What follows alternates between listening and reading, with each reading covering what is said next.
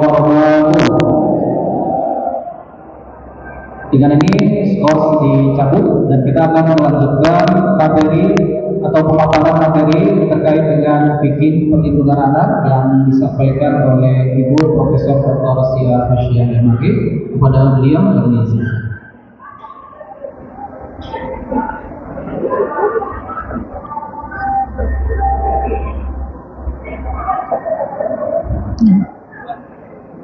Ini beratnya.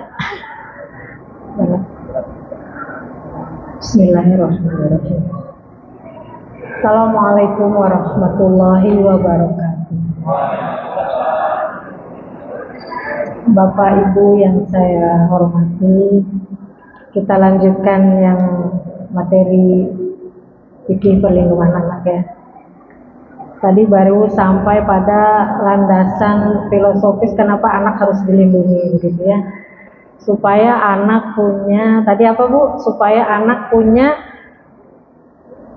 kekuatan, kuat secara materi dan imateri gitu ya. Karena apa? Karena anak itu penerus generasi, penerus bangsa. Jika anaknya berkualitas, maka penerus generasi akan berkualitas. Begitu juga sebaliknya kan gitu. Nah, ayat yang keduanya yaitu ini kewajiban bagi kita semua ya. Ya ayyuhalladzina amanu qu anfusakum wa ahlikum naro, gitu kan? Wa ahlikum naro. Kata Allah, wahai orang-orang yang beriman. Ini kalau sudah iman itu tadi kalau disebut, mohon maaf Pak Ustadz duduk, jadi sudah menyentuh rasa panggilan jiwa Evani. Wa ahlikum nar, jagalah dirimu dan keluargamu dari api neraka. Saya sering bertanya, di mana-mana saya selalu nanya, apakah neraka itu di yaumil akhir atau di dunia? Hah? Dua-duanya ya. Di rumah ada. Mun bapak ibu na guntreng, wanya guntreng tahu, itu bahasa Bogor kan? Guntreng teh naon bahasa Bogor? Bertengkar di depan anak. Anak kemana larinya? Itu bagi anak neraka ya teh, kan gitu ya. Nah itu disebut dengan naro, gitu. Jadi neraka itu ternyata rasanya ada di dunia, begitulah. Kira-kira begitu. So, kita lanjutkan. Nah, ada landasan hukum yang dalam tanfiz di Majelis Tarjih dan Tanzim Muhammadiyah ini terkait dengan landasan hukum perlindungan anak. Yang pertama adalah pasal 28 ayat 2 Undang-Undang Dasar 45 bahwa hak hidup dan tumbuh kembang itu adalah hak anak. Kemudian non diskriminasi. Nah, non diskriminasi ini itu terbebas dari diskriminasi. Kadang-kadang Bu, pembentukan karakter anak itu dimulai persoalan diskriminasi itu dari rumah. Pernah nggak Bapak Ibu merasakan bahwa kalau anak laki-laki lebih beruntung dari anak perempuan? Nah, ya, kalau di Sumatera Utara sana, kalau tidak punya anak laki-laki seolah-olah tidak punya anak, begitu ya? Karena TNU neruskan warisannya, gitu. Nah, itu diskriminasi namanya. Kalau di Sumatera Barat, nah ini tetangga sebelah saya. Itu kalau tidak punya anak perempuan, seolah-olah tak itu turus gitu ya, tidak ada penerus. Nah, kita dalam konsep fikih perlindungan anak yang berlandaskan pada Undang-Undang Dasar 45 ayat 2, kita menghilangkan non diskriminasi bahwa semua anak, baik laki-laki maupun perempuan, sejak masih dalam kandungan bahkan ya, atau sebelum nanti ya, saya cerita nanti sebelum itu non diskriminasi. Kalau dulu begini, diskriminasi itu banyak dari aspek pendidikan ya. Orang mengatakan kalau anak perempuan nggak usah sekolah tinggi-tinggi, betul nggak dulu itu? Itu pembentukan konstruksi budaya masyarakat begitu. Anak perempuan mah nggak usah sekolah tinggi-tinggi, dah tinggi kayak bakal nyambel gitu kan? Ibu bapak, saya nih masih nyambel pak. Kenapa nyambel?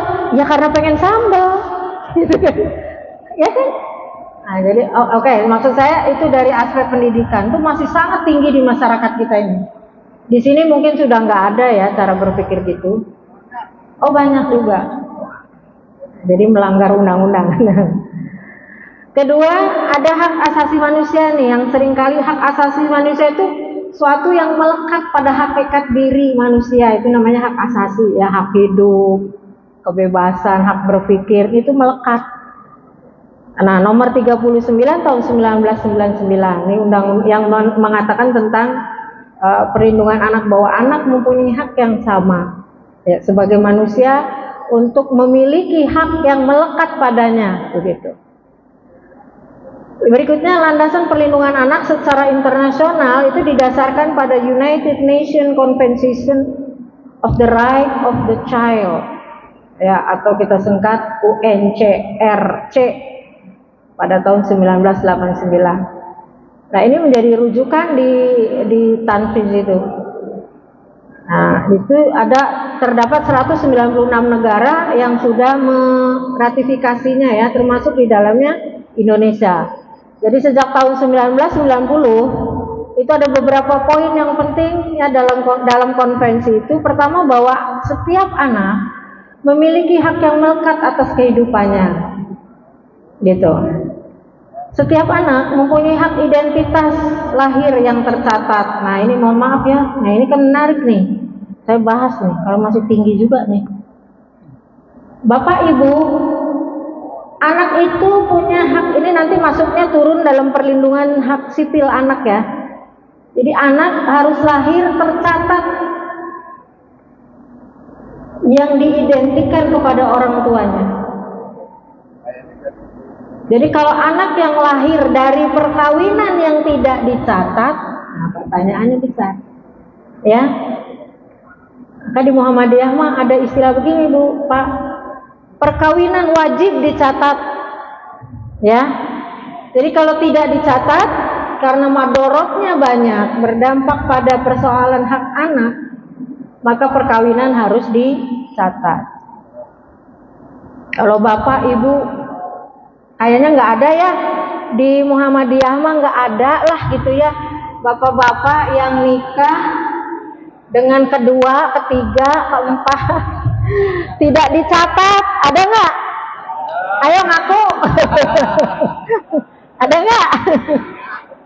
Kalau ada itu berarti tidak mengikuti fatwa dari Majelis Tarjih dan Tajdid ya, karena nikah itu wajib dicatat. Nanti bagi istri kedua, ketiga, keempat, kalau mau dicatat harus ada izin ke pengadilan agama, di mana izin itu akan keluar jika istri-istri berikutnya itu mengizinkan secara tertulis dan lisan di depan sidang pengadilan agama.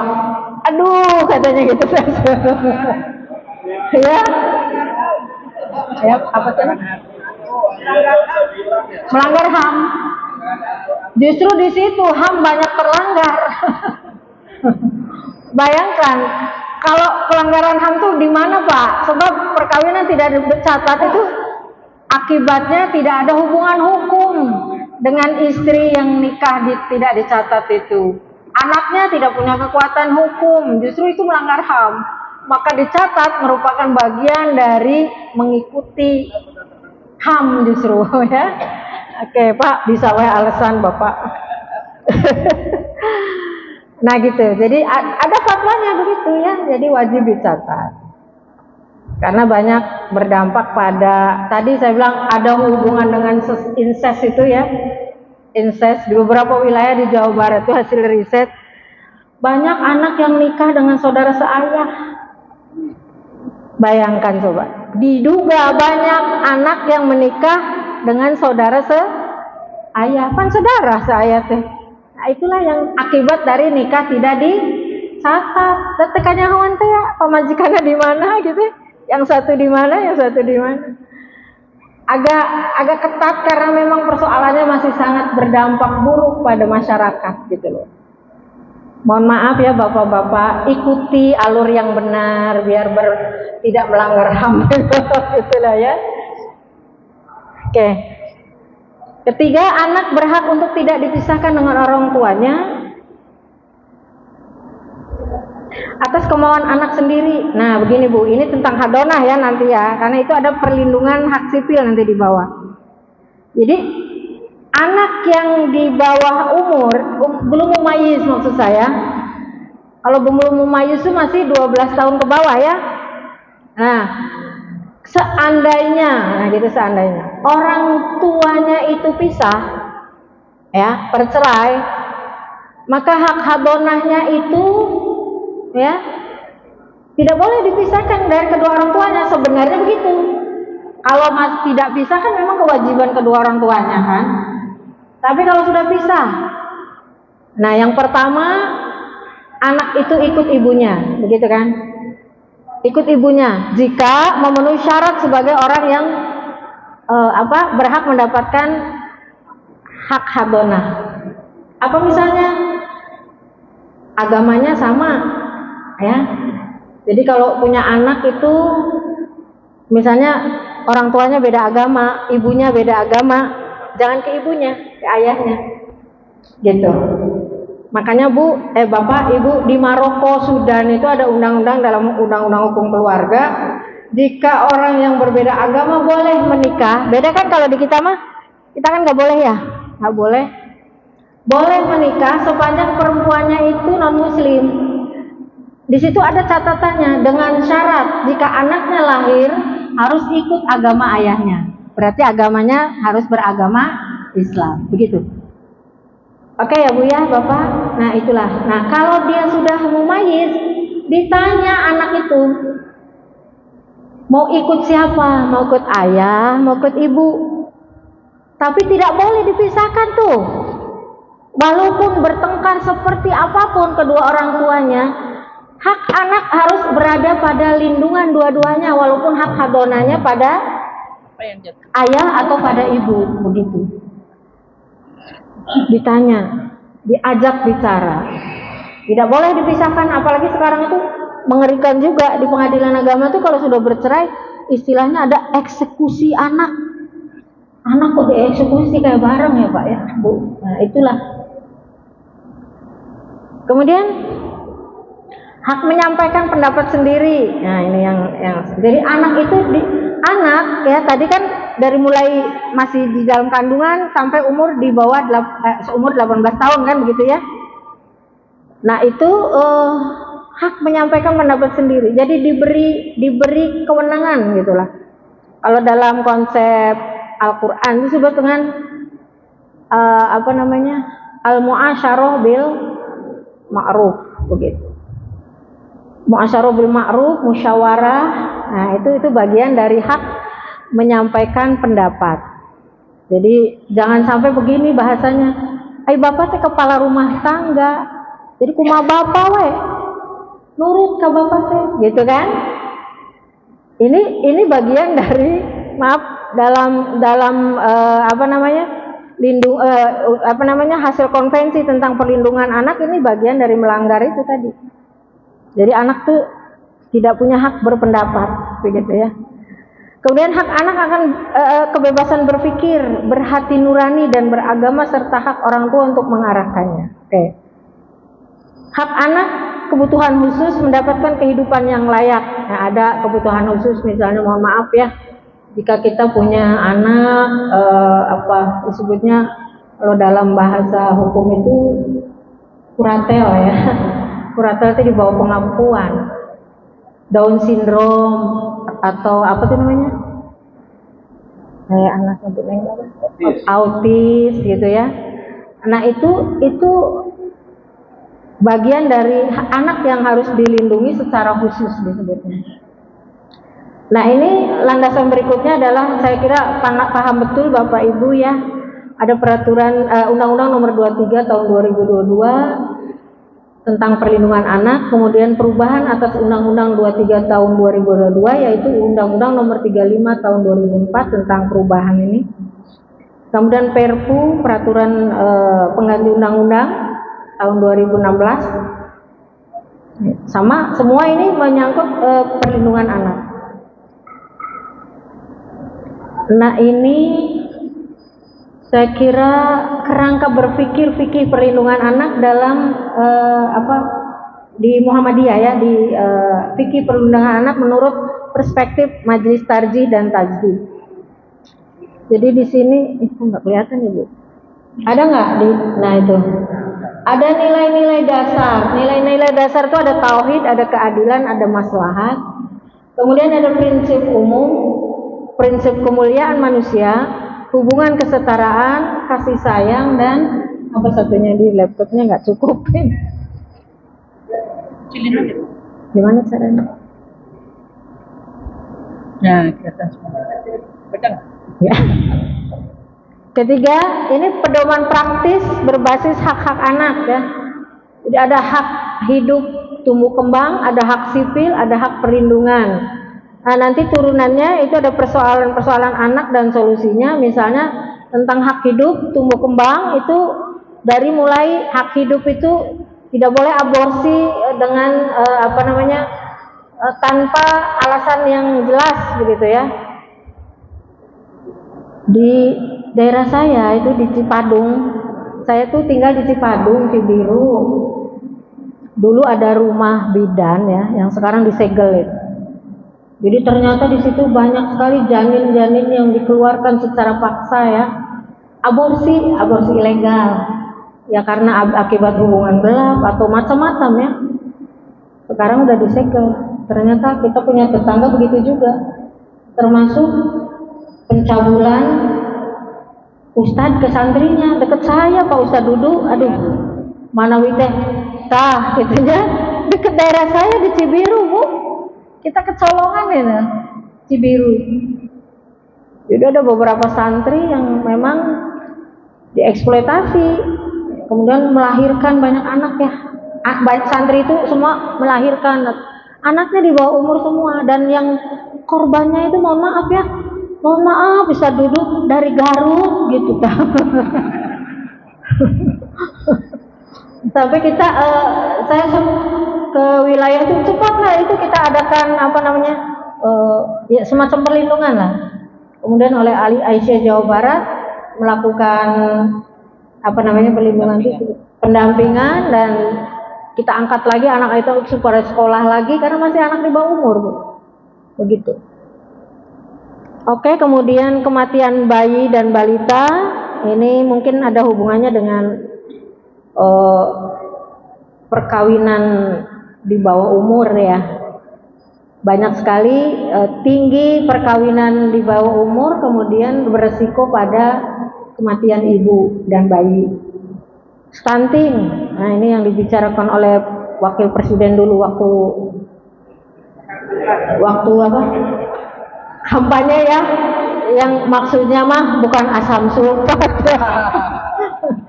maksudnya mungkin itu yang asam folat, cuman salah ngomongnya, aduh Gusti. Jadi stunting itu sebenarnya dimulai kapan?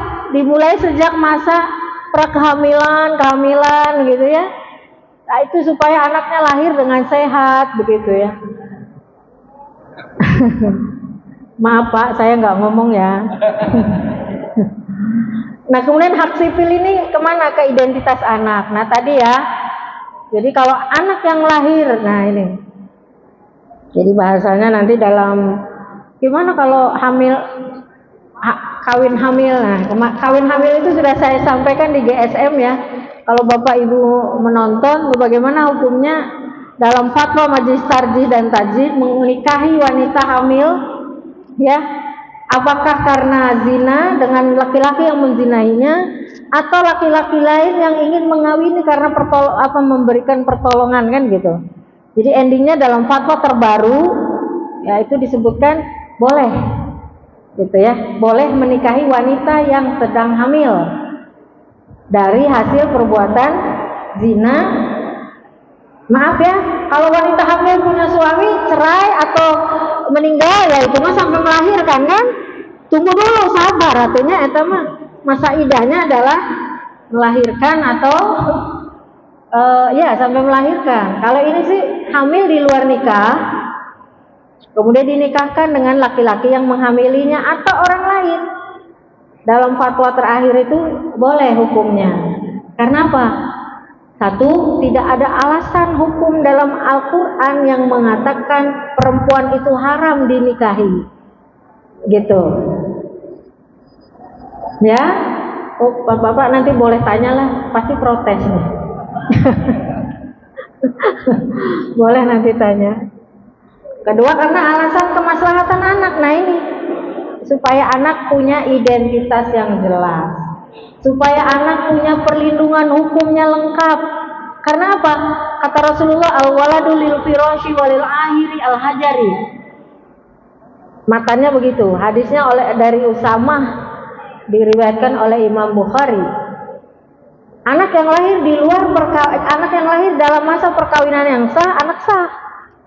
Jadi ayeuna bulan Januari nikah, Februari, Maret, April lahir anak. Anaknya anak sah. Kaget ya? Eta mah bisa kan nih, Januari, Februari, Maret, kok lahir anak? Nah itu yang saya maksud tuh, menikahi wanita hamil tadi. Supaya apa? Kita nggak bicara perbuatan amoralnya kan? Bagaimana anak bisa terlindungi secara hukum dan itu lengkap. Karena apa? Kata Rasulullah, walil ahiri al-hajari. Anak yang lahir di luar perkawinan, al-hajar teh batu. Ibu bapak kalau di Arab dulunya, sekarang masih nggak rajam itu. Jadi kalau orang melakukan zina itu kan dirajam ya, dilempar pakai batu. Makanya kalimatnya al-hajar. Iya, didera. Al-hajar itu batu, simbol dari perbuatan zina. Maksudnya apa? Jangan dimaknai begini loh Bu, itu letterlek banget. Al-firash itu kok bisa perkawinan dari mana? Karena dia disebut dengan bahasa antropologi, ya, bahasa budaya. Budaya orang Arab kalau nikah itu firos. Naon Pak Haji, ari firos teh Pak Haji dudunya? Bu, firos aja. Permadani ya. Pernah pernikahan orang India? Nah, kalau simbol ada orang India nikah itu kan merah-merah ya di rias. Mun di urang mah laguna Desi Ratnasari, apa Bapak Ibu? Itulah. Tenda biru. Apa? Mau nyanyi? Jadi kata Desi Ratnasari kalau ada tenda biru menunjukkan adanya perkawinan. Nah itu disebut al-firos. Walil ahiri al-hajari, anak yang lahir di luar perkawinan hanya ada hubungan hukum dengan ibunya. Begitu. Jadi kalau anaknya lahir di luar perkawinan, maka hanya ada hubungan hukumnya dengan ibunya. Kan kurang lengkap perlindungan hukumnya, ya enggak? Oleh karena itu, sok dinikahkan pada saat sedang hamil. Supaya apa? Supaya anak punya identitas yang jelas. Begitu. Kemudian pengasuhan di hadonah tadi sudah saya sampaikan. Ini bagian dari kerangka berpikir fikih perlindungan anak dalam majlis tarjih ya. Anak berurusan dengan hukum. Nah ini ada persoalan nanti anak berurusan dengan hukum. Misalnya begini. Tadi kan saya katakan anak SD mengeroyok temennya sampai meninggal. Anak SD usia berapa tuh? Nah bagaimana dia berhadapan dengan hukum itu? Teman-teman saya di Mahkamah Agung itu saya bilang ini urusan perdata aja ya. Kalau saksi perceraian orang tuanya kemudian anak dibawa ke depan hukum, kan ada Bu. Karena saksinya nggak ada, anak di bawah umur ditanya oleh hakim sebagai saksi. Itu kurang mencerminkan perlindungan hukum terhadap anak. Karena belum waktunya. Gitu. Jadi ada triknya lah nanti ya. Bagaimana caranya anak supaya bisa bersaksi tapi bukan dengan cara dihadapkan dengan itu. Jadi hakimnya itu tidak pakai toga gitu Pak. Pakai baju biasa, hakimnya satu, bitesieun gitu tuh maksudnya. Itu bentuk dari perlindungan. Oke, kemudian hak perlindungan ini masuk pada pernikahan anak. Nah, ini masih tinggi juga nih. Saya udah menyampaikan juga di GSM, Bapak Ibu kalau mau lihat aja di TV-mu ya Jawa Barat. Jadi ada data hampir 53,25% anak di Indonesia nikah di bawah umur 18 tahun. Sekarang undang-undang perkawinan usia perkawinan berapa Bapak Ibu? 19 ya. Kenapa dari 17 ke 19? Karena masih banyak persoalan. Itu dari judicial review, Bu, dari judicial review terhadap pasal itu. Akhirnya dirubahlah undang-undang itu. Melihat apa? Melihat secara sosial ya, banyak di masyarakat. Dari usulan-usulan yang terjadi di masyarakat, anak 13 tahun nikah, umur 16 tahun sudah 3 kali keguguran. Bayangkan Ibu, 13, 14, 15, jadi 3 kali keguguran Pak. Gitu ya. Nah dari situ banyak gitu ya. Ada pembicaraan sendiri lah. Ini disebut dengan pernikahan anak. Jawa Barat memang agak lumayan turun ya, bukan agak. Kalau dulu nomor 3 di Indonesia terbesar perkawinan anak di bawah umur, sekarang udah turun masuk ke 10 besar gitu ya. Gitu. Nah ini kemudian pengangkatan anak. Nah pengangkatan anak ini adalah bagian dari perlindungan. Kalau di kita ini pengangkatan anak dalam hukum kita ini, hukum Islam di kita ini, jadi bukan diadopsi karena anak itu tetap hanya hubungan hukumnya dengan kedua orang tuanya, begitu. Dalam sejarah pengangkatan anak, Rasulullah pernah mengangkat anak namanya Zaid bin Harisah kan. Rasulullah tidak menamakan Zaid bin Muhammad, tidak. Kenapa? Supaya tetap perlindungan hukumnya sih kedua orang tuanya, hanya nanti ada perlindungan sosial begitu ya dari orang tua angkatnya. Misalnya kalau perlindungan hukum lain, misalnya perlindungan sosial tuh gini, oh diberi wasiat lah gitu ya dari hartanya misalnya, atau diberi hibah, hanya sekedar persoalan sosial kan. Karena wasiat itu biasanya prestise ya, penghargaan. Karena dia sudah ngurus begitu ya. Tapi kan soal hukum bagiannya begini, warisnya begini nggak ada. Gitu. Kemudian trafficking. Yang terakhir kekerasan seksual. Saya katakan kekerasan seksual menempati tempat tertinggi dari kekerasan terhadap anak di Indonesia ini.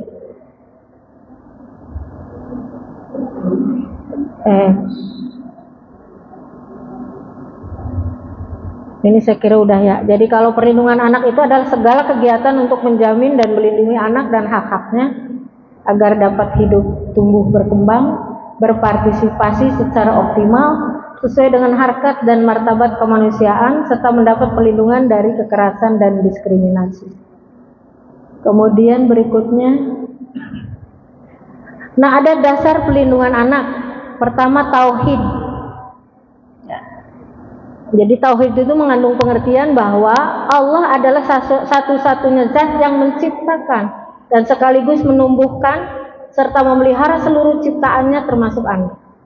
Oleh karena itu dalam perspektif fikih perlindungan anak berkewajiban menjaga dirinya berdasarkan kemuliaan tersebut. Mengenai penciptaan ini Allah telah tegaskan juga di dalam ayat yang lain. Nah ini ya. Wa wallazi khalaqa minal ma'i basyaran dan seterusnya. Singkat-singkat aja. Nanti muncul di pertanyaan aja ya. Kedua, keadilan dasarnya itu tadi kan. Keadilan itu dalam perspektif perlindungan anak memberikan hak kepada orang yang berhak sesuai dengan haknya. Jadi keadilan itu merupakan nilai mendasar ya dalam ajaran Islam khususnya terkait dengan anak. Ini dijelaskan dalam Al-Quran ini tadi itu. Ya ayyuhalladzina amanu kunu qawwamina lillahi syuhada'a bil qist. Ila akhiril ayat. Yang ketiga, ini lanjutannya nih. Jadi dalam konteks perlindungan anak, Anak, nilai keadilan bermakna memberikan hak anak dengan tepat atau membebankan kewajibannya sesuai dengan kemampuannya, gitu ya. Anak masih di bawah umur, suruh dagang. Nah ini, ya itu saya kira kalau melihat ayat ini itu kurang berkeadilan, karena anak pada usia itu adalah bermain, belajar, ibadah, diajar sholat, begitu ya.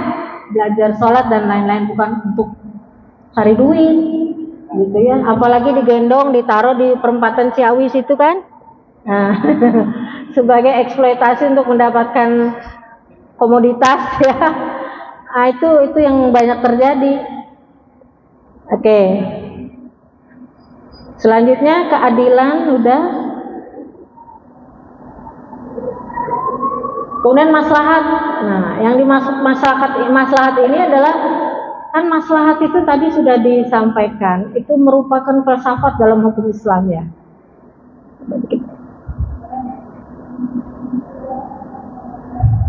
Nah, jadi kalau dalam metode penetapan di majelis, dari metode penetapan tarjih ya, tajri dan tajri, ini saya pabalai poti ya teh. Di majelis tarjih dan tajrid ini bagian dari atau rangkaian dari metode penetapan hukum yang dimaknai sebagai tujuan hukum yang dikenal dengan maqasid syariah, tadi sudah disampaikan. Jadi dalam konteks tujuan hukum, maka setiap perilaku normatif termasuk perlindungan anak harus diarahkan untuk mencapai maqasid syariah yang berisi perlindungan kepada 5 hal yang pokok: agama, jiwa, akal, keturunan, dan kehormatan. Kalau saya melihat ini tuh gini ya, saya maqasidnya dibagi 2 kelompok. Pertama, kelompok pertama membentuk masyarakat yang bertakwa, makanya harus ada menjaga agama gitu kan. Kedua, membentuk masyarakat yang sejahtera, termasuk anak gitu. Yang sejahtera itu apa? Menjaga jiwa, menjaga akal, menjaga keturunan, menjaga harta, menjaga kehormatan. Itulah makanya kalau maslahat itu termasuk maslahat mursalah, kan nggak ada katanya nasnya, di Qur'annya nggak ada, di hadisnya nggak ada. Sepanjang itu wa ma arsalnaka rahmatan lil alamin, itulah maslahat, begitu kan? Oke. Nah, ini prinsip umumnya ya, ada prinsip kemuliaan al-karomah al-insaniyah. Ya, ayatnya walaqad karramna bani Adam kan gitu ya. Bani Adam wa hamalnahu fil barri wal bahri warzaqnahu minat thayyibati dan seterusnya. Kemudian prinsip mawadah warahmah. Jadi dalam konteks perlindungan anak itu, orang tua dengan anak ada rasa cinta dan kasih sayang yang menumbuhkan dengan tulus ya, disertai dengan tanggung jawab agar anak dapat berkembang untuk menumbuhkan rasa dan memahami, menghormati terhadap hak anak itu. Ya gitu ya. Jadi bagi anak ya, rasa cinta dan kasih sayang dapat menumbuhkan potensi rasa cinta dan kasih sayang yang ada pada dirinya, serta menimbulkan perasaan yang diterima gitu ya, sehingga menumbuhkan rasa aman, rasa percaya diri, serta dorongan untuk berkembang. Itu prinsip mawadah warahmah. Yang keempat, prinsip pemenuhan kebutuhan atau taufik al-hajat. Dalam konteks ini menjadi bahwa anak itu prioritas utama gitu ya. Nah, dalam konteks pemenuhan kebutuhan, anak itu prioritas utama. Jadi jangan pindah ke prioritas lain, Pak ya. Ini anak kita can diurus, pindah ke anak orang lain maksudnya ya. Nah, gitu. Maksud anak orang lain tuh anak sambung gitu lah. Jadi secara umum potensi yang dimiliki anak diantaranya potensi spiritual, potensi kekhalifahan, potensi jasmania, dan potensi intelektual. Turunan dari nilai dasar itu, yang tadi dari dasar dan prinsip itu, hak hidup dan tumbuh anak ada 3 ya, hak hidup dan tumbuh kembang, 2 hak sipil, 3 hak perlindungan. Tadi sudah saya ini kan ya di atas, ini hanya uraiannya aja, lebih ke bawah nih. Nah, hak anak itu kan ini nih ada 3 ya. Kalau hak hidup dan tumbuh kembang misalnya, anak kalau lahir divaksin, ya ini contoh saja sebenarnya. Kemudian ada akekah, ya kan? Stunting tadi ya, aborsi itu dijauhi gitu lah. Itu karena apa? Karena anak itu punya hak hidup, gitu. Kemudian kedua, hak sipil, memberi identitas anak, identitas dikasih nama yang baik ya. Jangan sampai nanti ini ibu-ibu kalau mendakwahkan lagi tentang akekah, nah ya, ini bagian dari hak sipil. Anak diberi nama yang baik, gitu kan? Namanya bahasa Arab, tapi dikasih nama Zolim, nah gitu kan? Sarah, bagus namanya dari Quran, tapi Zolim. Nah, ada lagi Jahanam. Nah, ini namanya tidak identitas yang baik. Termasuk tadi identitasnya jelas dari kedua orang tuanya ya dalam akte kelahiran. Sebab apa? Kalau anak, saya ulangi lagi nih, kalau anak yang hasil pernikahan tidak dicatat, ya, itu nanti identitasnya di sana disebutkan. Betul ayah ibunya ada, tapi ada catatan sekarang itu. Anaknya hasil dari perkawinan tidak dicatat, atau anaknya lahir di luar perkawinan. Kasihan kan? Ya, gitulah. Jadi harus mulai betul dulu membina rumah tangganya dari orang tuanya.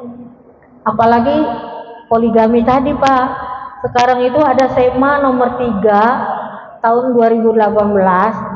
Kalau ada orang yang ingin mengisbatkan ya ke pengadilan agama atas pernikahan poligami, itu hakimnya harus meng-NO kata Mahkamah Agung. Apa NO itu? NO itu sebenarnya bahasa Belanda ya, mau diartikan kurang harus nolak, ditolak. Gimana kalau sudah punya anak? Nah, kalau sudah punya anak, mengajukan asal usul anak. Pertanyaannya, kalau asal usul anak tuh nanti panjang, dibuktikan dulu dengan ilmu pengetahuan dan teknologi, ya. Tes DNA 99,99% identik, gitu kan? Kalau enggak, susah juga. Kemudian pengasuhan nih hadonah tadi sudah ya, posisi dan perlindungan anak dalam hukum. Yang ketiga hak perlindungan. Ini tadi pernikahan anak, trafficking, penelantaran dan kekerasan. Kemudian kalau kita pilih nih hak hidup ini seperti ini ya. Hak hidup itu hak sebelum di dalam kandungan, ada hak dalam kandungan, ada hak di luar kandungan. Hak sebelum di dalam kandungan itu mulai dari kapan? Memulai dari memilih pasangan yang baik. Sepupu bukan syarat dan rukun perkawinan, tapi pasangannya minimal baik. Ada syaratnya. Apa? 1. Rukunnya apa nikah itu, Pak? Kadangnya jangan nyari, bukan untuk nyari lagi, ini mah ilmu aja. Rukun nikah itu apa? 1 ada calon ya, syaratnya apa? Laki-laki dan perempuan. Jangan dicarikan yang sesama laki-laki, gitu loh maksud saya. Ya itu sebelum memilih pasangan. Berdoa sebelum berhubungan. Ayo, apal nggak doanya? Apa? Jangan-jangan udah lupa. Ini bagian dari hak sebelum anak itu atau hak sebelum di dalam kandungan. Hak dalam kandungan, asupan gizi tadi ya selama kehamilan supaya tidak stunting. Beri kasih asam sulfat. Asam folat maksudnya ya. Supaya apa? Supaya tidak kekurangan darah ya kan?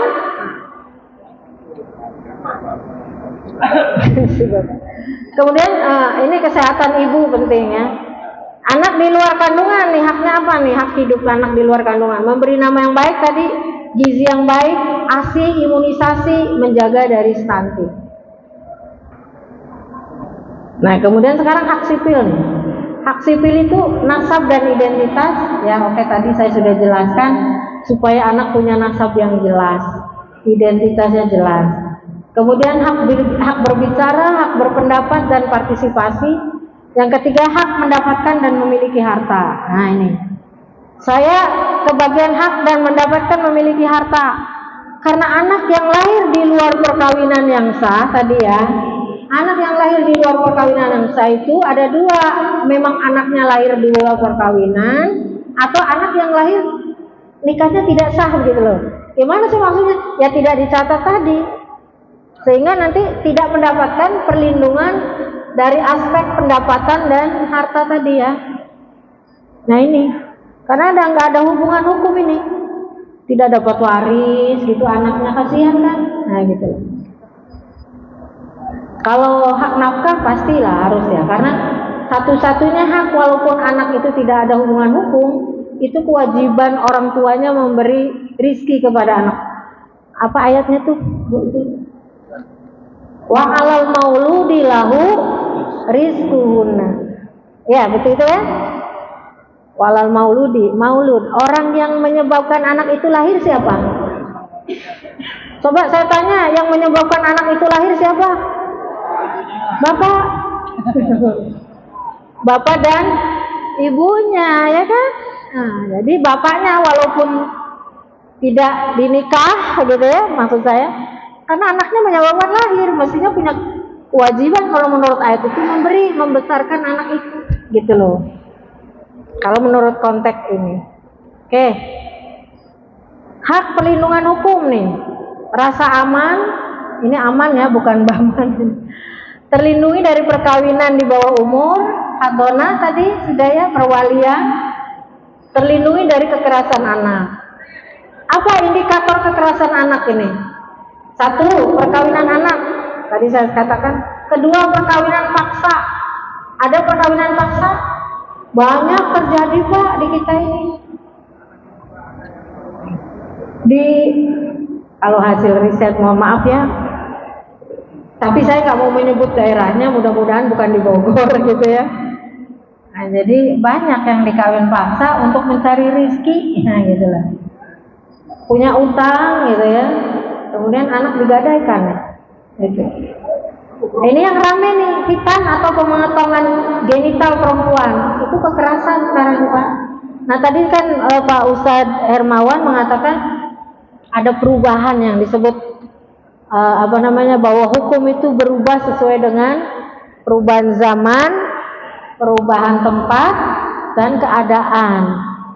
Dulu ada fatwanya boleh anak perempuan dihitan karena ada katanya hadisnya dikikis itu ya, kemuliaannya. Tapi kan setelah diteliti ya kan hadisnya dengan perubahan-perubahan itu kurang kredibel ya. Kemudian sekarang ada di WHO itu dilarang karena itu semua yang ada di perempuan itu semuanya saraf. Jadi kalau terbuang sarafnya itu akan ada persoalan pada perempuan itu. Itu yang disebut dengan melanggar, dianggap kekerasan dalam anak itu. Kalau laki-laki mah yang dipotong bukan itunya kan cuma kulitnya aja ya Pak ya, kulitnya aja yang dipotong. Kalau perempuan nggak ada kulitnya, justru itu materinya yang dipotong, nggak boleh. Begitu, itu yang disebut dengan dianggap kekerasan terhadap anak. Sebab ada perkembangan sekarang ya. Jadi hukum mengalami perubahan karena madorotnya lebih banyak. Gitu. Kemudian pelecehan seksual terhadap anak, tadi saya sudah contohkan, hilangnya pengayoman keluarga dan isu anak jalanan. Nah ini anak jalanan nih kan, anaknya banyak tapi dibiarkan di jalan kemana-mana, pakai anting gitu kan. Ini kadang-kadang teler di mana itu mah, di masjid, di lapang, di mana. Ini persoalan bangsa kita nih masih. Nah, kekerasan terhadap anak dalam lingkungan rumah tangga. Nah ini dalam lingkungan rumah tangga tadi ada 3 ya, kekerasan fisik, psikis, seksual, dan penelantaran. Penelantaran itu gimana? Banyak sekali Pak, mohon maaf ya. Ini pasca perceraian, tingginya angka penelantaran dalam rumah tangga itu termasuk anak. Saya nih laptopnya nggak dibawa ini, jadi saya ada datanya di laptop ya Bapak Ibu. Tapi yang jelas penelantaran anak pasca perceraian ini sangat tinggi. Apalagi yang dilarang itu belum cerai gitu loh ya. Nah ini. Kemudian kekerasan anak di lingkungan sekolah dan lembaga pendidikan. Nih mohon maaf nih, kita punya lembaga pendidikan, barangkali banyak anak yang dibully-bully tadi ya. Kemarin saya ada konsultasi Pak Ustadz Dudu di Kota Bogor itu, anak kita ini yang mengiris urat nadinya ya, karena dibully oleh teman-temannya. Nah jadi bully itu bagian dari tindak pidana bullying namanya. Gitu. Mati. Sebentar. Tadi sudah sampai. Ini bukan laptop saya jadi nggak familiar. Maaf. Jadi memang tidak boleh berpikiran jelek di dalam kita ini. Kemarin tuh saya gini, habis bikin soal ya, tiba-tiba saya bilang, aduh kalau bawa laptop kayaknya berat ya. Biarinlah, udah dikirim gitu. Tapi ternyata betul, sudah sampai Tol Buah Batu baru ingat, Masya Allah laptopnya tertinggal gitu. Jadi nggak boleh punya pikiran itu yang eksploitasi anak dalam konflik bersenjata dan kekerasan lainnya, perdagangan anak. Ya Allah. Ini aja. Enam. Aman.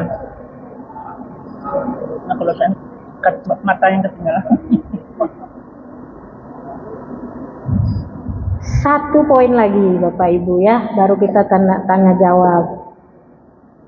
Nah, kemudian terakhir perdagangan anak, ya, trafficking, kekerasan di media televisi dan internet. Baru-baru ini kan di wilayah saya ada anak yang sedang tukang nyari pemulung ini ya, bawa anak digendong, di pura-puranya dibeliin baju di Bormas itu dekat daerah saya, taunya diculik. Nah, akhirnya untungnya langsung di-share ya, share semua, ketemu akhirnya. Alhamdulillah. Itu perdagangan itu nanti mau dijual itu. Kekerasan di media, televisi dan internet ada nggak? Banyak nih. Kadita yang ngasih HP ke anak-anak tanpa kita kontrol dengan baik. Anak-anak tuh banyak korban kekerasan. Misalnya mohon maaf, video porno. Ya, kemudian suruh transfer uang, kalau tidak, nih saya kasih video ini, tapi nanti transfer uang segini, itu baru, ini saya punya datanya juga ya, cuman saya nggak ada gambarnya, ini ada punya di saya tuh. Jadi melalui HP diperas anaknya tuh, dikasih duit sama mamanya, kemana duitnya? Untungnya terbuka sama mamanya, ada yang minta begini mah, tapi dikasih foto begini-begini, ketawa-tawa anaknya teh, melihat video porno. Terus di WA-nya tuh jangan bilang-bilang ya ke siapapun gitu. Nah, itu korban dari kekerasan media. Nah, gitulah. Contoh aja. Mungkin itu ya, karena kan saya bilang ini kalau mau kan 4 SKS ya. Nah, karena itu ini cukup panjang, saya ini barangkali lebih dari Pak Ustadz Dudu dan Ibu Dr. Nur. Tapi bagaimanapun nanti kita kembangkan dalam tanya jawabnya. Bapak Ibu, terima kasih. Assalamualaikum warahmatullahi wabarakatuh. Baik, terima kasih kepada Ibu Profesor Dr. Syirah Fasyirah MPG yang telah memaparkan materi fikih perlindungan anak yang sangat luar biasa. Materi 6 SKS disingkat menjadi 1 jam saja. Baik Bapak Ibu, selanjutnya sesi tanya jawab untuk 2 pemateri ya, yaitu tentang KHGT dan tentang fikih perlindungan anak. Kita buka untuk 6 orang penanya ya, karena untuk 2 sesi.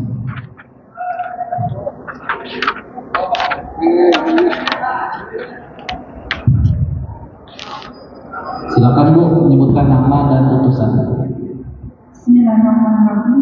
Assalamualaikum warahmatullahi wabarakatuh. Waalaikumsalam. Saya Ibu Muhammadah Fadiliyah.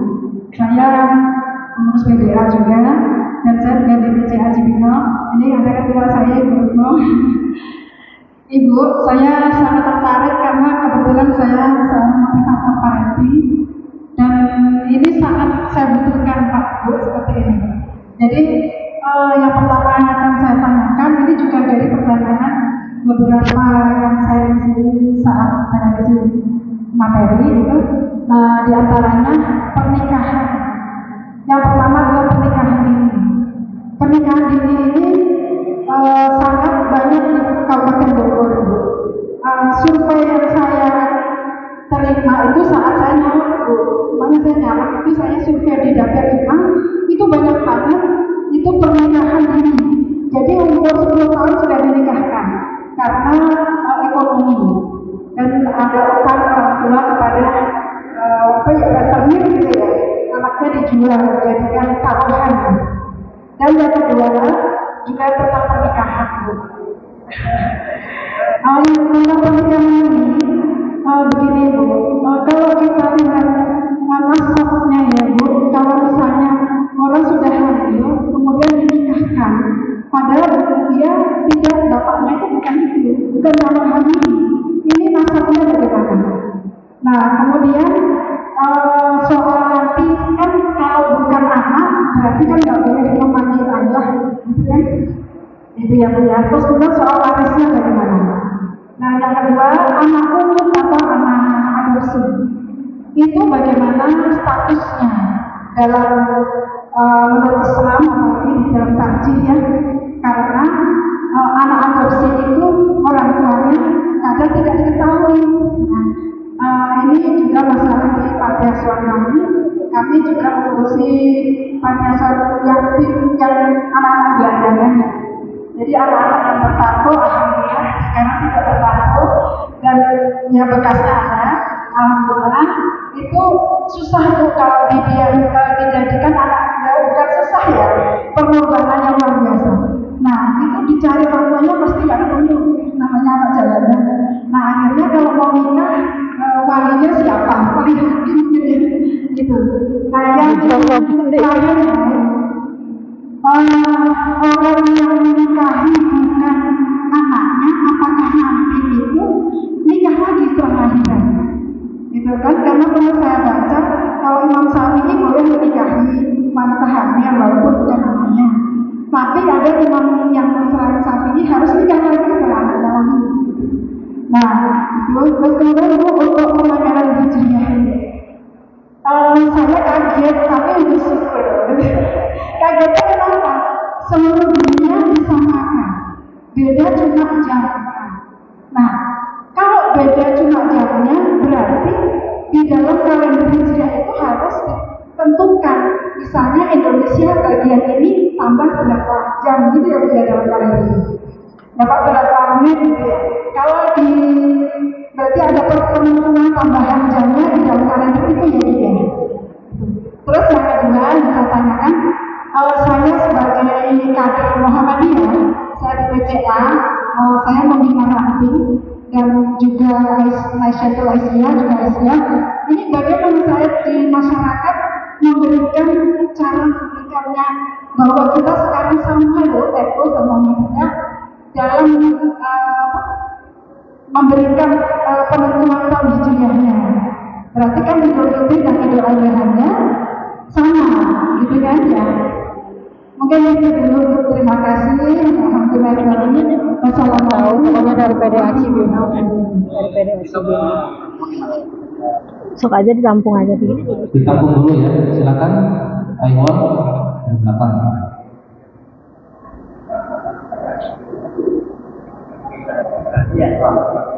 Assalamualaikum warahmatullahi wabarakatuh. Nama saya Mahdi dari PNM Mekarsari Cibinong Bogor, PTNC. Ingin bertanya sekaligus mungkin saran. Saya ceritakan kronologi dulu ketika saya diangkat jadi ketua ranting dan mulai berenang. Maka usia saya pada saat itu bagaimana mengurangi perkawinan usia dini.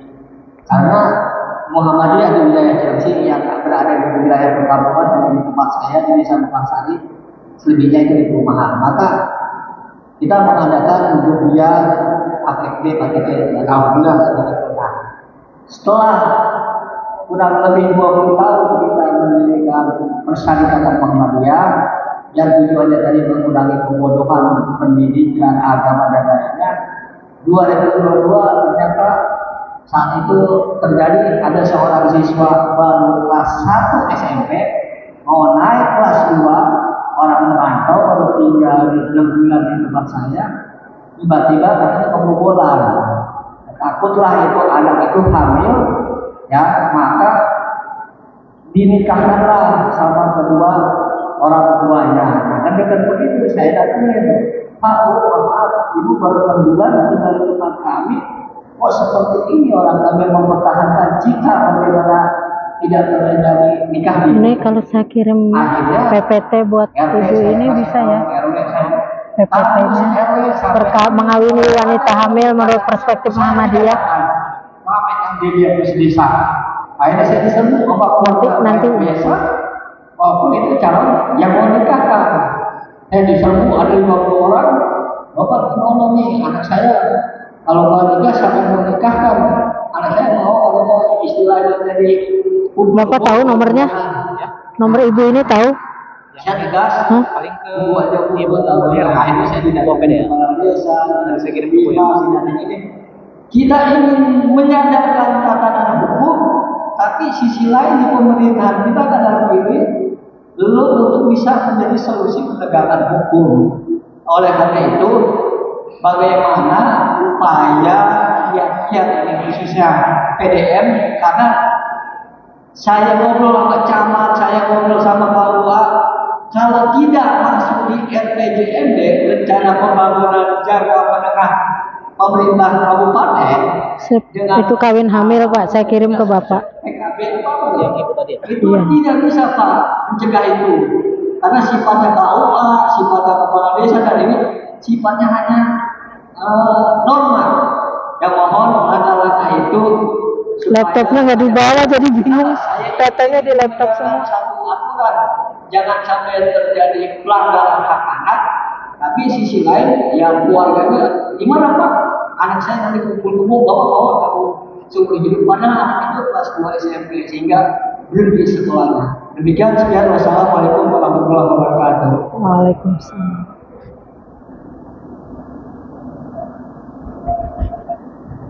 Satu lagi ya, sebentar. Dari ujung timur, Pak Iwan. Yang mana dulu? Ke depan ya.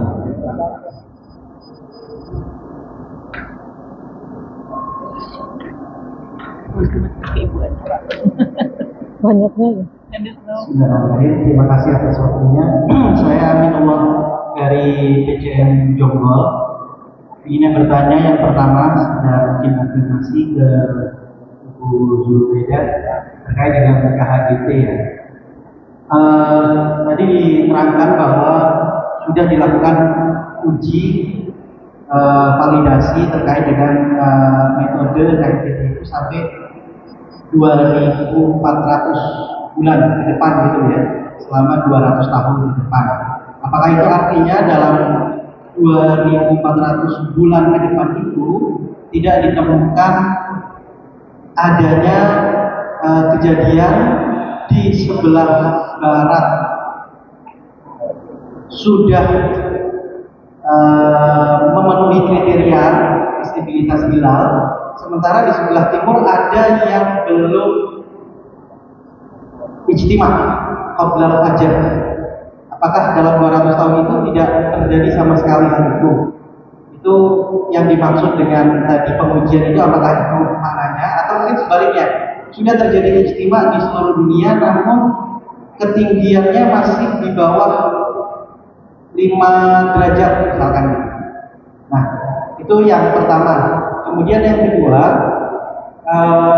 kalau dulu kita membedakan antara keputusan pemerintah yang menggunakan metode imkan ruqyah 2 derajat yang kemudian naik menjadi 3 derajat, dengan Muhammadiyah itu kita mudah. Jadi kan sama-sama menjadikan Indonesia sebagai wilayah hukmi di dalam hisabnya.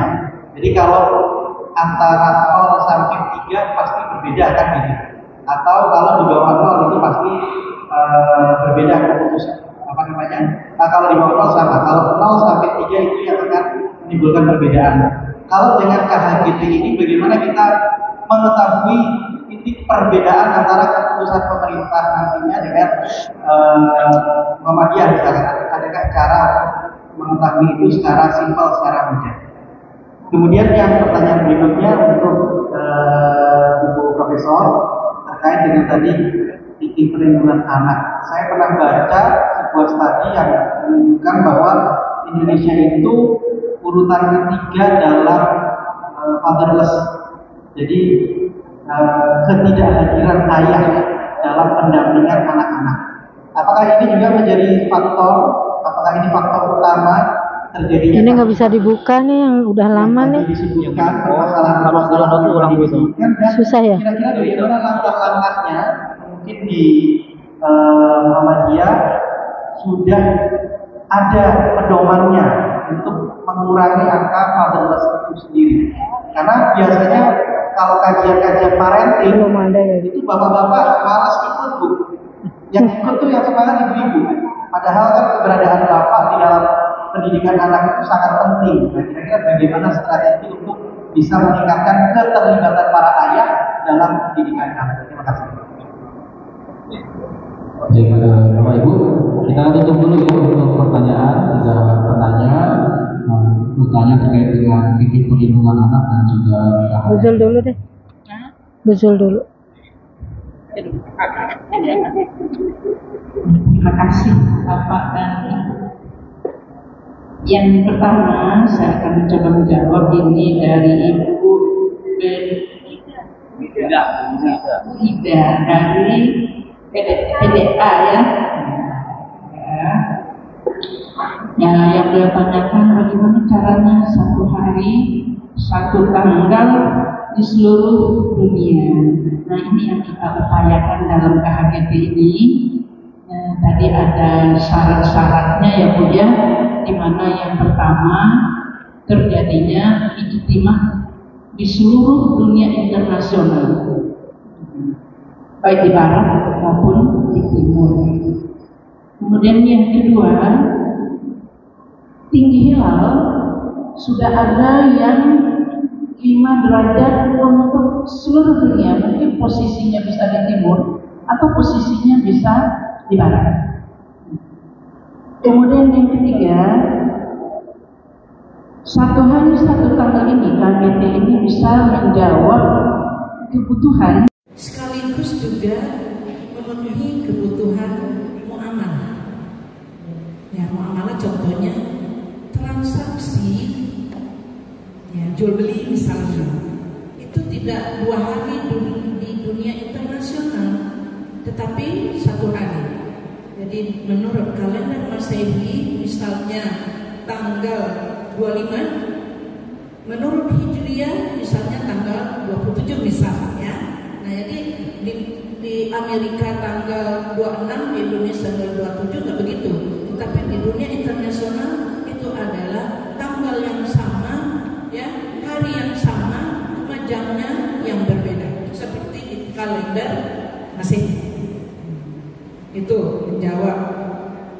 Kemudian elongasi tadi adalah 8 derajat. Nah, itu ada kriterianya, ada syaratnya untuk KHGT ini. Jadi nggak ada lagi yang tidak terjadi ijtimah. Kemudian bagaimana caranya kita Ibu mensosialisasikan ya antara Muhammadiyah dengan NU di Indonesia atau dengan pemerintah? Ya, kalau di Indonesia yang bergabung dengan KHGT ini dengan 16 negara di dunia internasional sesudah konferensi Turki baru Muhammadiyah, organisasi Muhammadiyah. Justru di saudara kita di Nahdlatul Ulama mereka itu kembali kepada ru'yah bil fi'li. Nah, menurut keyakinan mereka bahwa ru'yah itu adalah ibadah. Jadi mereka harus ru'yah, sehingga awal Muharram dan awal Safar 1446 Hijriah ini Nahdlatul Ulama 1 Muharram 1 Safarnya justru berbeda dengan pemerintah Indonesia. Indonesia. Nah, dengan Kementerian Agama. Tapi kenapa nggak rame Bu? Karena nggak ada kupat ya Bu ya. Nah, karena bukan Idul Fitri. Kalau Muhammadiyah kan suka berbeda Idul Fitri. Nah, jadi kadang-kadang orang organisasi Muhammadiyah itu yang mana sih? Itu yang lebarannya suka berbeda dengan pemerintah katanya ya. Nah, suka begitu. Nah, ini karena Muhammadiyah. Nah, kemudian kalau pemerintah, nah kalau dulu kan kriterianya imkan 2 derajat. Awal 2021 itu menambah irtifak hilalnya menjadi 3 derajat dengan kesepakatan Mahbib. 3 derajat. Malaysia, Brunei Darussalam, Singapura, Indonesia. Jadi kita beragam nih. Kalau Persatuan Islam mungkin ada bapak dan ibu yang Persatuan Islam di sini. Nah, kriterianya adalah 4 derajat untuk Indonesia. Saya kurang tahu kalau dari tadi ada yang dari Matlaul Anwar ya. Nah, apa kriterianya? Nah, itu yang sudah ada dalam tulisan-tulisan. Itu ya Bu ya. Saya catatnya di HP aja, saya nggak bawa kertas tadi. Kemudian kalau Pak Mahfudin tadi pertanyaannya hanya kepada Bu Prof. Rosiah ya. Ini dari Bapak PCF Jonggol. Yang pertama, apa ada dalam 200 tahun telah 5 derajat tapi di timur belum ijtima? Nah, ini dari perhitungannya Pak, kan kita menelitinya dengan hisab hakiki, bukan dengan ru'yah. Karena menurut Muhammadiyah, ru'yah dan hisab itu hanya sarana untuk menentukan awal bulan Qamariyah. Sesuai itu sama dengan pendapat Yusuf Qaradawi. Dari 200 tahun ke depan yang sudah dihitung oleh Muhammadiyah, ya artinya sudah 2400 bulan, itu nggak ada yang ketemu belum terjadi ijtima sampai ke timur. Nah, tetapi yang saat genting, nah artinya sudah mendekati fajar itu ada. Nah, itu ada Pak.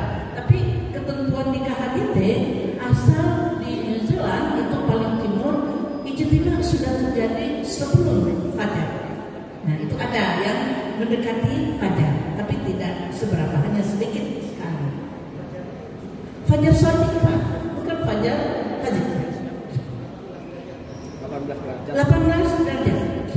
Oh iya, saya lupa tadi itu Pak sekalian untuk awal waktu subuh.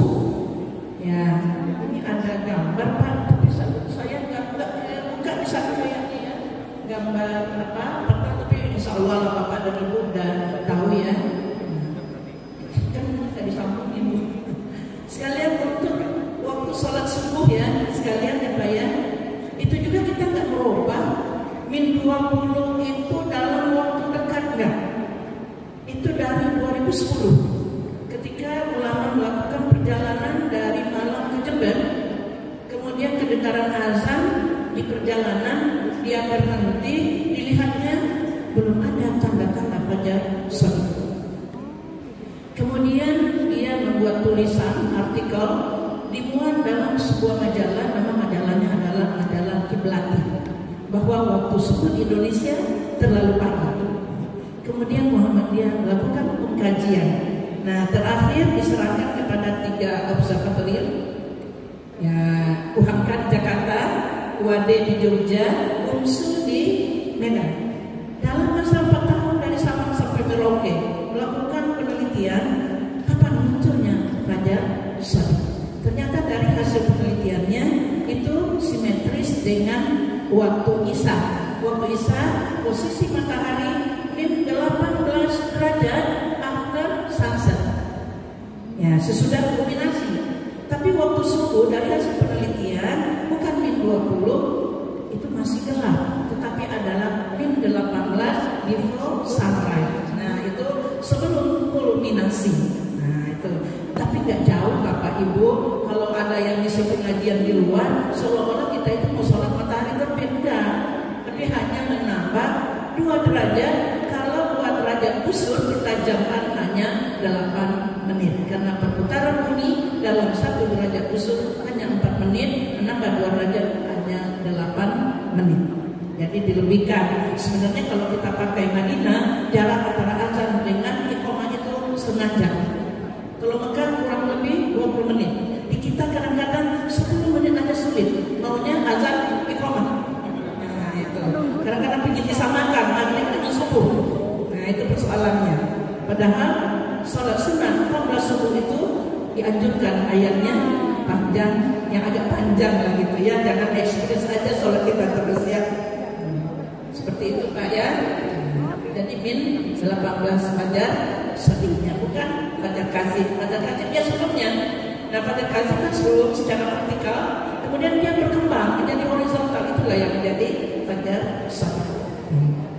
Kemudian ya bagaimana mengetahui perbedaan pemerintah dengan Muhammadiyah?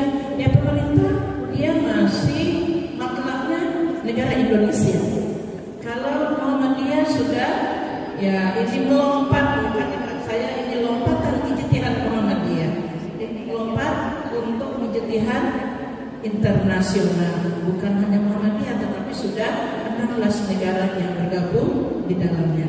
Jadi masing-masing memakai imkan, tapi imkan pemerintah itu adalah 3 derajat untuk Asia Tenggara. Tapi Muhammadiyah imkan 5 derajat untuk seluruh dunia internasional. Itu bedanya. Dan matlabnya satu dunia dan elongasi 8 derajat. Nah, itu bedanya Pak. Ya mudah-mudahan tidak merasa puas biar kita tetap berijtihad ya. Nah, tapi yang jelas kalau ada yang mengkritik kita, prinsip ijtihad al-ijtihadu la yuqadu bil ijtihad. Ijtihad yang satu tidak bisa dibatalkan oleh ijtihad yang lain. Nah, itu mungkin Pak ya. Ya, saya akhiri dengan ya assalamualaikum warahmatullahi wabarakatuh.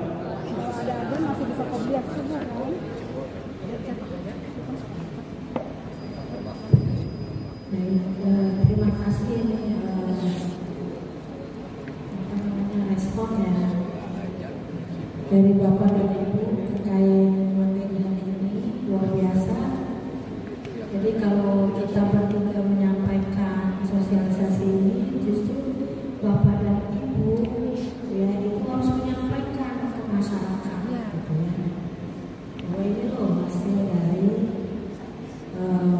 fatwa majelis tajik dan tajdid ya, termasuk nanti perlindungan anak. Saya insya Allah ini akan mencoba menjawab. Dan saya lagi-lagi tadi data kalau angka-angka saya lupa karena adanya di laptop gitu. Tapi minimal saya menjawab begini. Jadi kalau dalam istilah sebenarnya bukan pernikahan dini ya Bu ya. Pernikahan dini itu adanya di sinetron.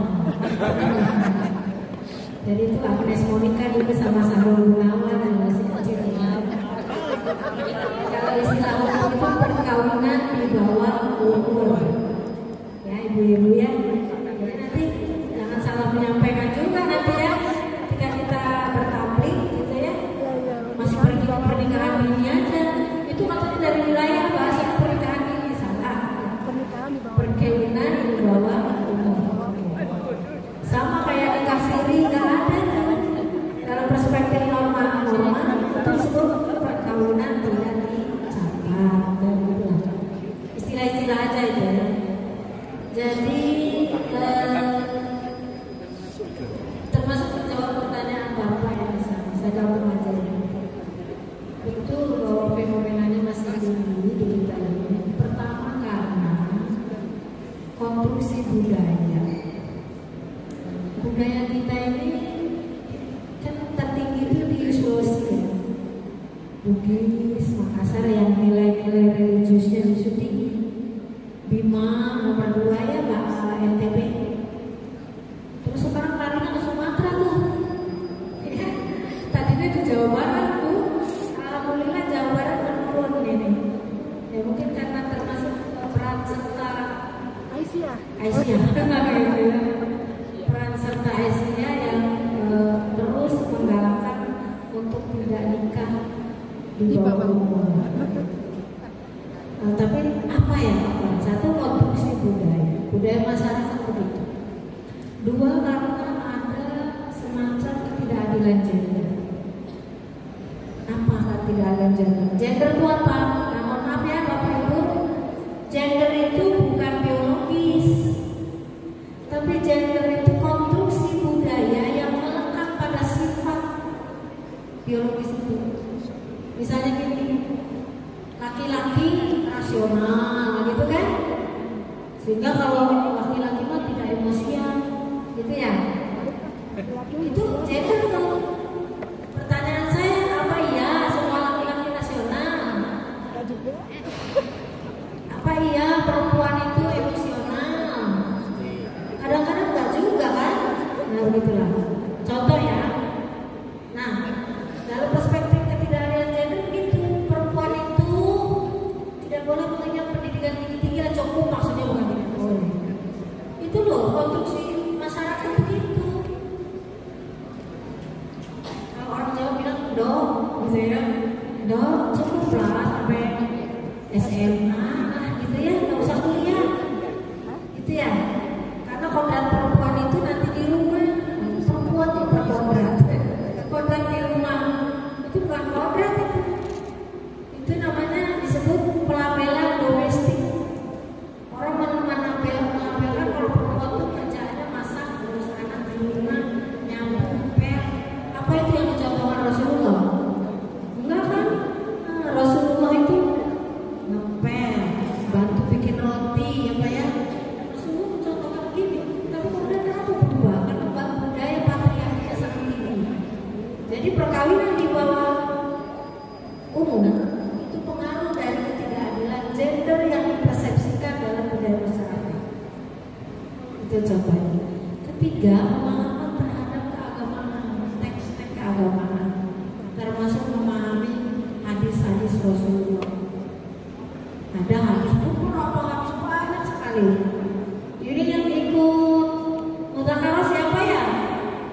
Ada nggak dari kota Bogor, dari Kabupaten Bogor? Siapa? Berarti ya. Ada nggak materinya? Disampaikan kan PPT-nya. Maksud saya PPT itu dia disampaikan ke yang lain. Panitia kan? Saya ini lagi nyari-nyari di HP saya nggak ketemu. Tapi intinya gini, ada beberapa hadis yang meriwayatkan bahwa Rasulullah itu nikah dengan Aisyah umur 7 tahun, umur 8 tahun Aisyahnya, ya maksudnya bukan Rasulullahnya, umur 9 tahun dan terus. Hadisnya nggak main-main, diriwayatkan oleh Bukhari, Muslim, terus semuanya yang disebut dengan sebut saja kredibel gitulah dalam perawinya. Ternyata itu ya, ada hadis yang melalui Hisham bin Urwah namanya.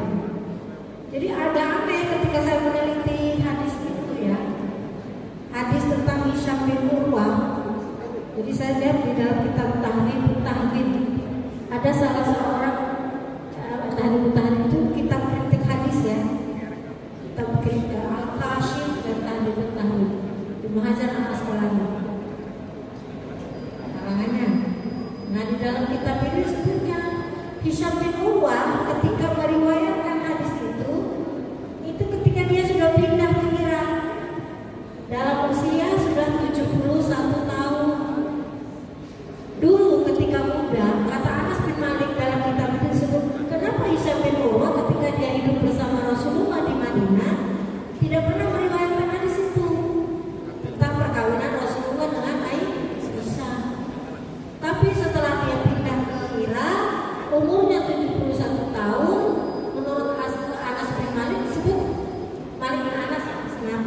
Malik bin Anas menyebut bahwa Hisham bin Urwah itu saudara penumpang. Kira-kira kalau penumpang jadi syarat perawi hadisnya? Kurang ya? Menurut kita begitu. Sehingga dinilai hadisnya menurut Malik bin Anas dalam kitab itu bahwa hadisnya tidak kredibel. Saya pernah begitu. Saya umur 70 tahun, naruh kacamata di sini nih. Tapi saya cari mana ya kacamata saya. Nah kayak gitulah. Itu tidak menjadi syarat sebagai perawi hadis supaya hadisnya tidak kredibel. Malah ada dalam kitab Bidayah wa Nihayah disebutkan bahwa Aisyah dengan Asma binti Abu Abu Bakar kan riwayatnya dari Asma binti Abu Bakar. Rasulullah bedanya Aisyah dengan kakaknya itu 10 tahun. Jadi ketika hijrah ke Madinah, kata Asma, umur saya sudah 17 tahun. Umur saya 27 tahun. Berarti bedanya berapa dengan Aisyah? 17. Kemudian Rasulullah menikahi Aisyah, menggauli Aisyah itu 2 tahun kemudian. Berapa coba Pak? Jadi Aisyah menikah dengan Rasulullah masih umur 17 tahun, tidak digauli. Di Indonesia nikah dengan anak 12 tahun ke mengujurna, ya kan? Digauli nggak kira-kira? Pasti. Ya nggak Pak? Nah itu yang saya maksud. Jadi apa pemahaman terhadap teks keagamaan yang tidak ditafsirkan secara integral, hanya tekstualnya saja begitu, sehingga banyak ditiru di masyarakat kita yang mengaku agamanya kuat bahwa itu adalah hadis Rasul, sehingga kemudian itu Rasul nikah dengan Aisyah miskin, karena ada hadisnya, begitu lah. Gitu ya Bia, Bapak, lain pertanyaan. Itu yang disebut dengan. Jadi saya kira Bapak, kenapa terjadi? Karena faktor pemahaman keagamaan, 2 faktor budaya, ya, ketidakadilan gender, kemudian yang keempat tentunya ekonomi, pendidikan pastilah, ya, wilayah tertentu. Kenapa anak-anak dinikahkan? Karena menjadi dianggap dari diskriminasi itu. Anak perempuan jadi beban keluarga, betul nggak? Dinikahkan. Nah, oleh karena itu gimana solusinya nih? Nah, solusinya, kalau saya sekalian jawab pertanyaan Pak itu, solusinya pertama harus menggalakkan pendidikan minimal sampai SMA atau namanya, yang wajib belajar ya, wajib belajar.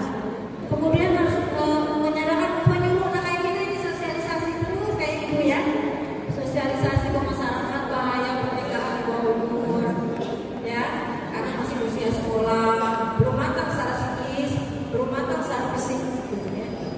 Nah itu. Jadi usia awal dewasa itu umurnya 17 sampai 40, itu usia perkawinan. Kalau dulu 17, saya kan undang-undang perkawinan 17, 15 untuk perempuan, 19 untuk laki-laki. Dulu, sekarang 19 gitu. Nah, jadi itu akarnya apa? Kita ini ekonomi, pendidikan rendah pasti itu, ya enggak? Itu bukan apa ya? Solusinya kayaknya gitu. Dikasih makan gratis, gitu. Biaya adalah sekolah gratis kan, nah gitu kan? Satu, yang kita ini kan agak-agak miris juga bahwa kalau ada uang di bawah kampung 300 triliun, bayangkan apa itu 300 triliun untuk pendidikan, kayaknya sampai perguruan tinggi bisa tuh masyarakat kita ini kan gitu ya. Itu gedek saya bakal korupsinya. Nah gitulah, jadi ini persoalannya kita Pak ya. Jadi itu terus anak-anak pendidikan terus pembinaan, kemudian memberi pengetahuan kepada masyarakat bahaya tentang perkawinan di bawah umur. Oke, yang pertama ya. Yang kedua, perkawinan anak yang lahir di luar perkawinan yang sah nasabnya gimana? Anak yang lahir di luar perkawinan nasabnya hanya kepada ibunya dan keluarga ibunya. Itu. Tapi persoalannya kalau dinikahkan nasabnya mana? Kalau sudah dinikahkan kan berarti anaknya lahir di dalam perkawinan yang sah, begitu. Jadi nasabnya mana? Bapaknya. Ya kepada bapak yang menikah dengan ibunya kan gitu. Jadi bisa jadi wali. Iya bisa. Kecuali begini, mohon maaf ya, kalau misalnya laki-laki lain yang tadi menolong ya. Kalau anak perempuan ini kerjaan saya belum Pak Ustadz dulu ada nggak ya tentang wali yang menikahkan orang lain yang menikahi perempuan yang hamil? Belum ada fatwanya yang banyak. Hanya saya mencari solusi aja begini, kalau ragu kan pernikahannya sah, anaknya ada hubungan hukum gitu lah ya. Tapi kalau ragu, ayah yang orang lain itu ya sudah diangkat aja jadi wali hakim. Nah gitulah. Sebab gini, saya ada penelitian saya nih di Pengadilan Agama Kota Bandung. Jadi saya ikut tadi istihad apa tadi Mas Said itu bahasanya ikut. Nah maksudnya gimana? Ada putusan Pengadilan Agama Bandung yang memutuskan tentang keturunan yang lahir dari anak hasil perkawinan dalam masa hamil. Nah di situ dalam gugatannya itu ini nggak tahu hamilnya dengan siapa gitu. Tapi orang ini mengamini perempuan itu lahir anak digugat oleh saudara kandung saudara laki-lakinya itu karena saudaranya meninggal itu si ayahnya meninggal. Digugat anak dan istri ini tidak ada hubungan hukum sebab apa? Nikahnya sedang hamil dan hamilnya katanya nggak tahu dengan siapa, gitu kan? Tapi dalam putusannya anaknya ahli waris dan istrinya adalah ahli waris, begitu. Ya terlepas dari semua itu karena mungkin pasalnya itu yang menguatkan karena itu perlindungan hukum ya. Kemudian tentang anak adopsi, kita ini tidak mengenal adopsi sebenarnya. Ya adopsi dalam konteks seperti hukum perdata. Kalau adopsi dalam hukum BW Perdata Barat itu nanti akan terjadi hubungan hukum. Kalau adopsi dalam perspektif hukum kita ini, ya hukum Islam ya, di Muhammadiyah, di Fatwa MUI juga ya, itu hanya sebatas pemeliharaan anak. Jadi hubungan hukumnya tidak ada. Jadi nanti kalau ada orang yang punya anak angkat, punya harta, boleh melalui wasiat, boleh melalui hibah, begitu ya? Ya, tidak harus melalui waris kan? Banyak bisa solusi yang bisa diselesaikan. Itu mungkin kemudian mengurangi perkawinan tadi sudah langkah pendampingan ayah. Ya, langkah pendampingan ayah memang kan tadi saya katakan bahwa ini ya sosialisasi. Tadi kan ada prinsip keadilan, prinsip musyawarah, prinsip kebutuhan anak. Ya, itu bagian dari bagaimana solusi ayah itu ini butuh ayah nih, gitu kan? Nah, karena satu-satunya ya, terutama di warga Muhammadiyah, berpikir ini kamu disosialisasikan gitu. Bahwa anak mempunyai kebutuhan yang dilindungi oleh kedua orang tua, termasuk parenting. Soal malas itu persoalan lain Pak. Itu banyak. Sekarang bagaimana cara memotivasi kalau malasnya memotivasi? Bagaimana cara memotivasi agar bapak-bapak, ayah itu ikut mendampingi tumbuh kembang anak. Nah laki-laki itu ada disebut dengan domestik apa namanya dalam bahasa Indonesia. Ada saya lupa ya. Gini, jadi menghilangkan image bahwa pekerjaan mengurus anak adalah pekerjaan ibu rumah tangga, begitu. Karena apa? Karena itu akan nanti tidak ada ketimpangan disebutnya, ketimpangan. Jadi perempuan itu sudah dalam rumah tangga disebutnya double boarding. Double boarding itu akan mengakibatkan ketidakadilan gender. Misal kayak ini contoh anggota DPR bekerja sana sini kan, saya itu kerja di luar juga.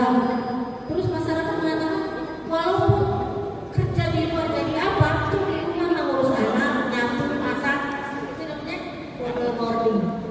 Seolah-olah kewajiban suami itu hanya memberi nafkah, nah gitu. Nah ini harus image begini nih menimbulkan ketidakadilan gender, begitu. Sehingga untuk menghilangkan ini ya maka kita sebutkan saja man amila sholihan gitu ya. Minta dari dua urusan ya Pak, ayat ini barang siapa yang beramal soleh laki-laki dan perempuan apa di ujungnya itu falanat sian namu ayat itu atau di surat Al-Hujurat ayat 13 inna akramakum indallahi atqakum. Itu yang menimbulkan ketidakadilan dan menimbulkan tadi itu mah tugas ibu kan sekali dampingi anaknya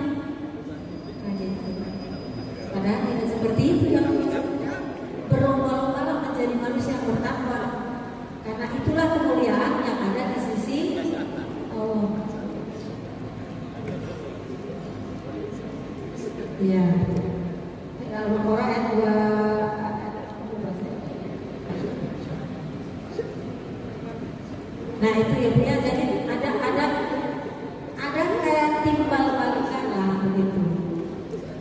Oke gitu ya Bapak Ibu, barangkali itu penjelasannya mudah-mudahan kurang puas. Dan kita ini berharap apa yang kita sampaikan, karena PPT-nya sudah disampaikan, tolong nanti kalau dakwah, nah itulah yang punya momennya itu, gitu ya. Terima kasih itu yang saya teman. Nasrullah wabarakatuh. Wassalamualaikum warahmatullahi wabarakatuh. Baik, kita berikan apresiasi setinggi-tingginya untuk kedua materi kita yang sangat luar biasa menyampaikan materi fikih perlindungan anak dan juga lompatan ijtihad Muhammadiyah terkait kalender Hijriah global tunggal. Bapak Ibu, nampaknya mungkin masih banyak ilmu yang ingin kita dapatkan dari beliau-beliau, namun waktu kita sangat terbatas. Oleh karena itu kita cukupkan untuk sesi materi ini. Selanjutnya Bapak Ibu mohon untuk mempersiapkan handphonenya karena Bapak dan Ibu diminta untuk mengisi angket terkait kegiatan sosialisasi hasil munas tarjih ini, yang mana angket ini diberikan oleh Majelis Tarjih dan Tajrid Pimpinan Wilayah Muhammadiyah Jawa Barat. Untuk tim operator bisa ditampilkan scan kirisnya. Mudah-mudahan bisa ya scan barcode-nya ya. Kiris mana ya? Scan barcode-nya ya. Ada beberapa pertanyaan yang kurang lebih 5 menit nanti untuk bisa mengisi angket tersebut. Maka silakan Bapak Ibu bisa dibuka scan barcode yang sudah ditampilkan di layar. Ini anketnya menggunakan skala penilaiannya dari 1 sampai 5.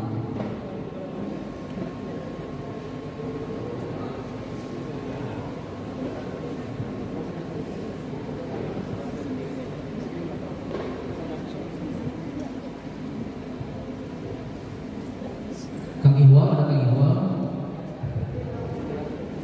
Boleh dikirim juga itu ya link Google Form-nya. Barangkali ada yang tidak berhasil scan barcode di grup panitia. Oh sudah kirim. Siap. Maka Bapak Ibu kita isi bareng-bareng ya. Karena kalau di rumah nanti takutnya lupa. Sudah bisa Bu?